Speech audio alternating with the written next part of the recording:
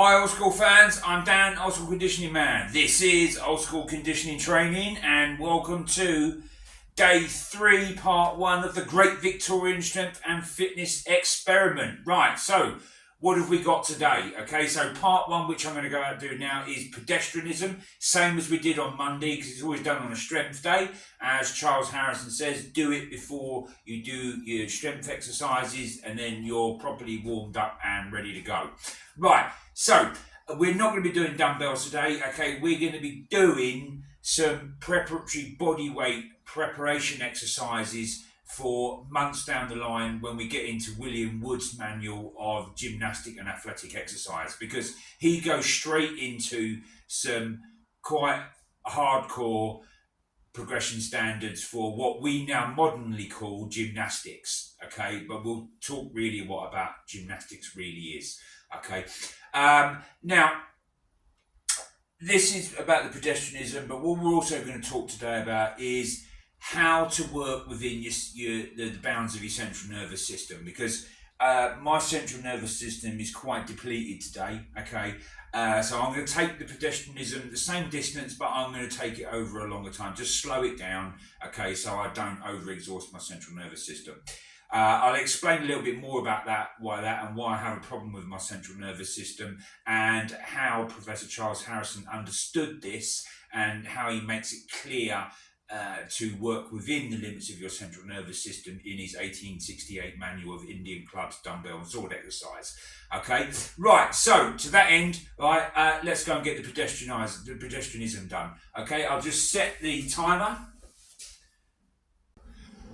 Hi guys, right, that's me back. Okay, right, that's 2.2 miles done, same as I did on Monday, but as I said, a slightly lower pace, and I did that in 32 minutes and 2 seconds, okay? So that's about 1.5 minutes slower than I did on Monday, and like I said, I was going to keep it slower today because my central nervous system is quite depleted, and it's important to train within your central nervous system, because otherwise you're just going to burn yourself out and you'll overexhaust yourself. You'll lower your immune system, and then you're more susceptible to picking up an illness or even an injury. Okay, we know this because we know a lot of scientific stuff about the nervous systems of the body. Okay, the central nervous system is just one of them. We have the central nervous system, the sympathetic nervous system, the automatic nervous system, the lymphatic nervous system, the endocrine nervous system, and there's a few others as well. Okay, but in 1868, they didn't know that, okay? But they knew about it because of their experience of training and then getting the feelings of what it's like when your central nervous system is going through the floor, okay? And that's why in Professor Charles Harrison's 1868 manual, he says about the dumbbell training, he says, right, to do it to a point where your muscles are tired, but not to fatigue and exhaustion, okay? Today we talk about training to the point of localized muscular failure, but that's basically what he's saying, okay? He's saying the same thing, but we're talking about it today in a more technical and more scientific way, because we know more scientifically about the body, okay? But these guys, William Wood and Charles Harrison, understood how the body works and how training affects the body and the individual, okay? And that's why they say, right, to work. That's what they're saying. If you read between the lines, they're saying work within your limits and don't overexert massively so you exhaust yourself and you end up having to end up days and days off of training, okay?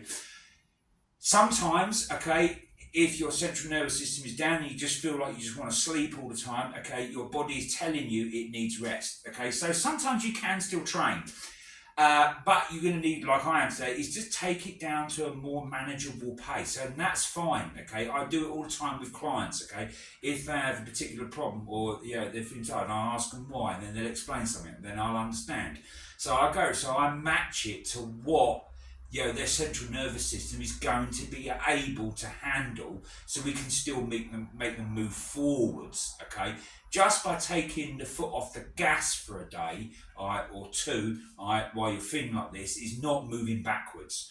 Not training or overtraining so you can't train, that is moving backwards. Okay, and this is what these masters of training from yesteryear like, and there were others, but we're only dealing with Charles Harrison and William Woods because they're the manuals that we're using. So that's why I'm really going on about them. There were others, okay, but we're not really dealing with them.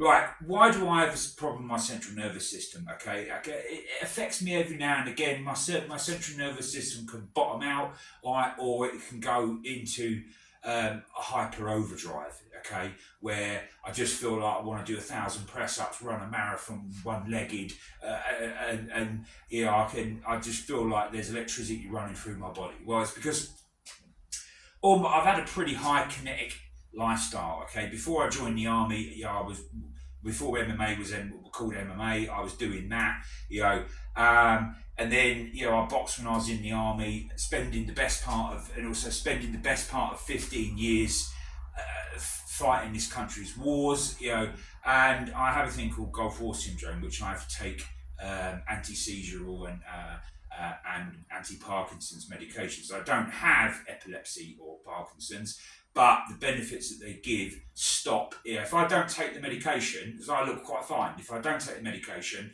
my brain is sending messages to my muscles, and I just thrash around and convulse, and it's mental, okay, and it's very exhausting. Okay, I can go from having bouts of extreme fatigue syndrome, and then, like I said, it can drive my central nervous system up through the roof.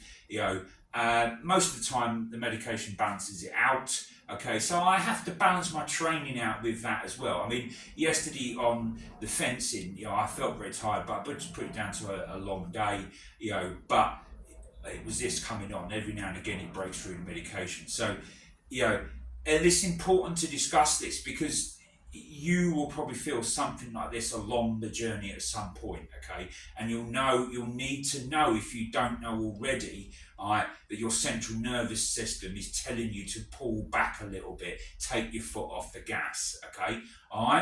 But you can still get out there, and do something, okay? Something is better than nothing. Okay, right, well, that wraps up the pedestrianism today, and what I really wanted to talk about the central nervous system and how to work within your limits, and how people like Professor Charles Harrison and William Woods well understood this, although not scientifically like we do, but they understood it because of their experience of their own training, the mistakes they would have made, and their experience of training other people. Okay, right, well, thanks for watching the video, and I hope you're enjoying the journey through our discovery of Victorian fitness and strength, and I hope you're joining in with this as well.